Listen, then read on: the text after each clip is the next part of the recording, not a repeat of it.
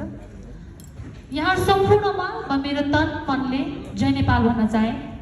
स्वीकार्नुहोस् आजको यो आशालाग्दो क्षणमा फेरि पनि म सृजना मल्लको तर्फबाट जय नेपाल।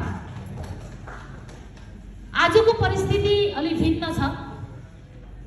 सर्वोच्च अदालतले निर्णय गरिसकेपछि हामीले मान्न पर्ने व्यक्तित्व, हामीले मान्न पर्ने सभापतिलाई हामीले मानिरहेका छौँ।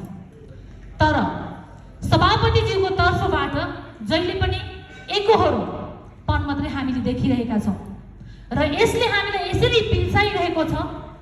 आज विडम्बनाका साथ भन्नुपर्छ, भन्दाखेरि हल्का सुनिन्छ, तर एकदमै महसुसका तौरबाट हेर्ने हो भने यसको रिजल्ट भोलि राष्ट्रिय तथा अन्तर्राष्ट्रिय रूपमा एकदमै फरक किसिमको भएर आउँदैछ।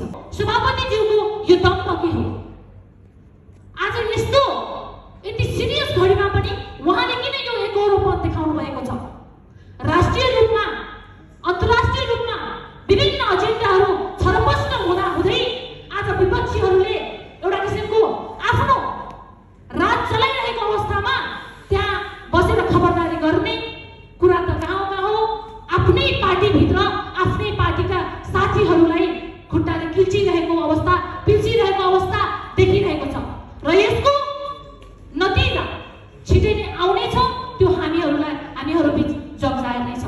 आज नेपाली कङ्ग्रेसमा धेरै युवा, धेरै विद्यार्थी, धेरै महिला सम्पूर्ण एउटा आशा लिएर अगाडि बढिरहेको अवस्था छ र त्यसमा तपाईले अगाडि बढ्न नदिकन ती युवाको, त्यो विद्यार्थीको, ती महिलाहरूको पखेटा भाँचिरहेको अवस्था छ। तपाई कस्तो किसिमको राजनीति गर्दै हुनुहुन्छ? केका लागि गर्दै हुनुहुन्छ? केको प्रतिशोध चाहदिरहनु भएको छ? आज देशलाई, समग्र राष्ट्रलाई नेपाली कङ्ग्रेसको खाँचो हुँदै गर्दा आज कङ्ग्रेसभित्रको यो खिचातानी, यो लडाफाटीले गर्दाखेरि भोलि यसको नतिजा एकदमै नकारात्मक आउनेवाला छ र त्यसको छायामा नेपाली कङ्ग्रेसका सभापति पनि पर्नुहुनेछ।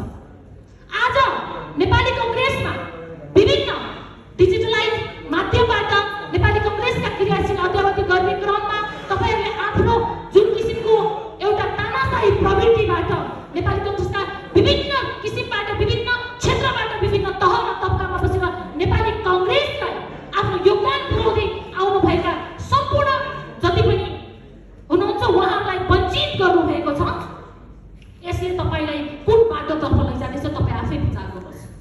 म यो रोस्टमबाट भन्न चाहन्छु, म नेपाली कङ्ग्रेसको महासमिति सदस्य, यो रूप हाम्रो रगरगमा छ। आज एआई माध्यमबाट हामीले देख्न सकिन्छ। तपाईँ पनि एआई माध्यमबाट तपाईँले 7 लाख पुर्याइसक्नुभयो, 5 लाख पुर्याइसक्नुभयो। आज एआई माध्यमबाट तपाईँले भन्नुभएको छ 7 लाख नेपाली कङ्ग्रेसका कार्यकर्ताले क्रियाशील अद्यावधि गरिसके। हामीले देखिरहेको नेपाली कङ्ग्रेसका निवर्तमान सभापति जो अहिले नेपाल बाहिर बसेर आफ्नो स्वास्थ्य उपचार गराइरहनु भएको छ, उहाँको अद्यावधि कसरी गर्नुभयो? हामीले देख्न सकिन्छ विभिन्न राष्ट्रिय तथा अन्तर्राष्ट्रिय अनुहारहरूले नेपाली कङ्ग्रेसको अद्यावधि गर्दा आज नेपाली कङ्ग्रेसमा हामीले यो सोसियल साइटमा देख्न सकिन्छ छरपष्ट छ। दुनियाँले अद्यावधि गर्दा आज नेपाली कङ्ग्रेसमा योगदान पुर्याइरहेका विभिन्न अनुहारहरू नेपाली कङ्ग्रेसको क्रियाशीलबाट वञ्चित छ। यदि यस्तै तरिकाले तपाईले आफ्नो यो एकहोरोपनलाई यो पार्टीभित्र लागिराख्नु भयो भने, तानाशाही प्रवृत्तिलाई तपाईले अगाडि बढाइराख्नु भयो भने एक दिन हिजोका दिनमा तपाईले जसरी विरोधका आवाजहरू प्रस्तुत गर्दै तपाईले जानेर गर्नुभयो, नजानेर गर्नुभयो, केका लागि गर्नुभयो त तपाई जान्नुहोस्। अब युवाहरू, अब विद्यार्थीहरू, अब महिलाहरू चुप बस्नेछ। नेपाली कङ्ग्रेसमाथि विभिन्न राष्ट्रिय तथा अन्तर्राष्ट्रिय शक्तिहरू हावी भइरहेका छन्। नेपाली कङ्ग्रेस आज यो स्थितिमा पुग्नु भनेको एउटा गगन थापाको हात मात्र होइन साथीहरू। म भन्न चाहन्छु आज उहाँ पनि यस्तो मोडमा हुनुहुन्छ, उहाँ बाध्यतामा हुनुहुन्छ जस्तो मलाई लाग्छ। उहाँलाई अन्तर्राष्ट्रिय रूपबाट यस्तो शक्तिको, यस्तो प्रेसर छ जस्तो मलाई लाग्छ कि उहाँले नेपाली कङ्ग्रेस नफुटाए उहाँको ज्यान धनमा समेत एउटा किसिमको थ्रेट छ मलाई जस्तो मलाई लाग्छ। कसैको डर र धम्कीमा नबिगिकन नेपाली कङ्ग्रेसका कार्यकर्तालाई एकसाथ आत्मसात गराइकन तपाईँले एकताबद्ध रूपबाट अगाडि बढ्नुभयो भने भोलि पक्कै पनि गन्तव्यमा पुग्न सक्नुहुनेछ। म यहाँबाट साथीहरूलाई आह्वान गर्न चाहन्छु, अब भोलिका दिनमा पार्टी फुट्छ या जुट्छ त्यो फरक कुरा हो, तर हामी यहाँबाट एउटा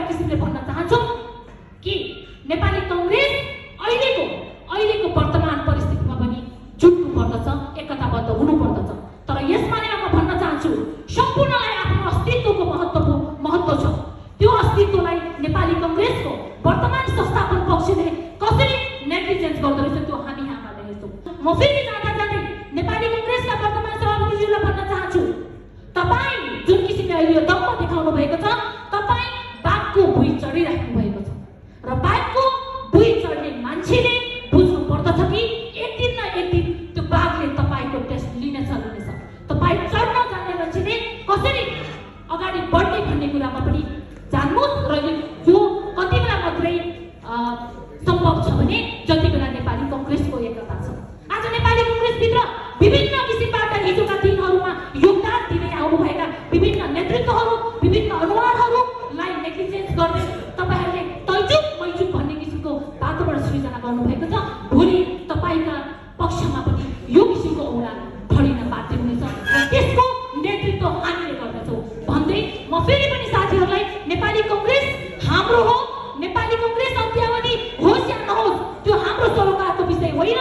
हाम्रो अस्तित्वको स्वीकार्य सहित हाम्रो नेपाली कङ्ग्रेसमा क्रियाशील अन्त्यावधि हुन्छ र त्यो कहिले हुन्छ भन्दा जति बेला सभापतिज्यूले एउटा सम्मानजनक तरिकाले हाम्रो अस्तित्वलाई, हाम्रो समग्र यो टिमको अस्तित्वलाई स्वीकारेर उहाँले आह्वान गर्नुहुन्छ त्यति बेला हामीले अन्त्यावधि गर्नेछौँ।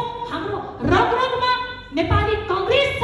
पुर्खाहरूले जुन किसिमले यो झन्डाको सृजना गर्नुभयो, यो पार्टीको सृजना गर्नुभयो, यसलाई हामीले यत्तिकै सुकेर जान दिने छैनौँ र त्यसको लागि हामी जति पनि यो हलमा छौँ, जति पनि आज नेपाली कङ्ग्रेसको अस्तित्वको लागि हामीले एउटा किसिमको सङ्घर्ष गरिरहेका छौँ, सम्पूर्णलाई एकबद्ध रूपमा अगाडि बढाउनको लागि अनुरोध गर्दै म फेरि यो हाम्रो आन्दोलन जारी रहनेछ भन्दै यहाँबाट बिदा हुन चाहन्छु। हस्, धन्यवाद।